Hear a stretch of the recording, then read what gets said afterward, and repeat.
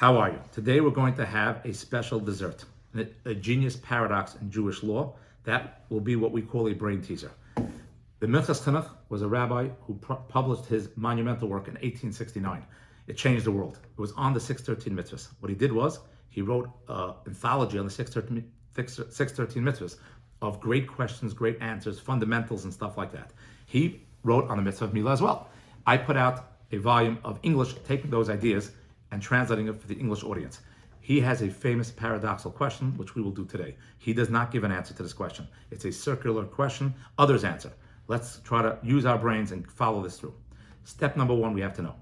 The only time you're allowed to perform a Brit Milah on Shabbos is when it is the 8th day of the child's life. If it's the 9th day, 10th day, 11th day, we spoke early in the week, you are not allowed to do it. If someone circumcises a baby on day 9, 10, 11, or 12, he is a violator of Shabbos. Not allowed to do it. The Torah gave a special leniency for day 8, but cannot do it day 9. Now, to elaborate on that, the question becomes, we have to understand, a second idea that's extremely important is that in order to violate Shabbos, one must do a constructive act. A destructive act is not a violation of Shabbos. So if someone rips their jacket, that's a tear, that is not a constructive act. You did not biblically violate Shabbos. If someone cuts someone, punches someone in the face and makes them bleed, that is not necessarily a constructive act, and therefore it would not be a violation. So the question becomes, why is a bris milah a violation of Shabbos? It's cutting a child. So the answer becomes that when a child becomes and has a circumcised label onto himself, he is now a Jewish child, that is considered a constructive act. If a child would have a bris milah that was not kosher, it would be a destructive act, and it would not be a violation of Shabbos. So again, 8th day only, but it has to be 8th day a constructive act. If it's a destructive act, it would not work. Rule number 2, the only person qualified to perform a circumcision is someone who is obligated in the mitzvah and believes in the mitzvah. That means someone who's a female, someone who is not necessarily Jewish. These people cannot perform the bris milah because they're not obligated in the mitzvah. As well, someone who does not believe in the mitzvah cannot perform a bris milah. He doesn't believe in it, it will not work. So if someone who is not religious performs the bris milah, it is invalidated, it doesn't work. That is step number 2. Now goes the Minchas Chinuch's wild idea.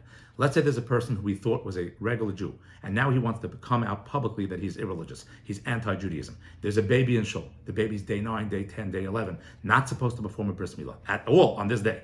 And no one's even near the baby because everyone knows you can't do a bris milah on Shabbos during one of these added days besides day 8.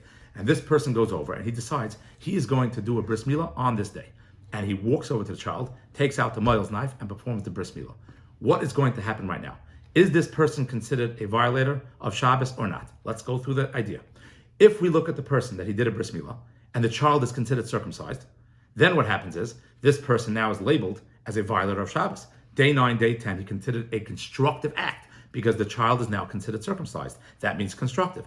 If it's a constructive act, he's a violator of Shabbos. Wait a second. If he's a violator of Shabbos, then he wasn't allowed to perform a bris milah. It doesn't work.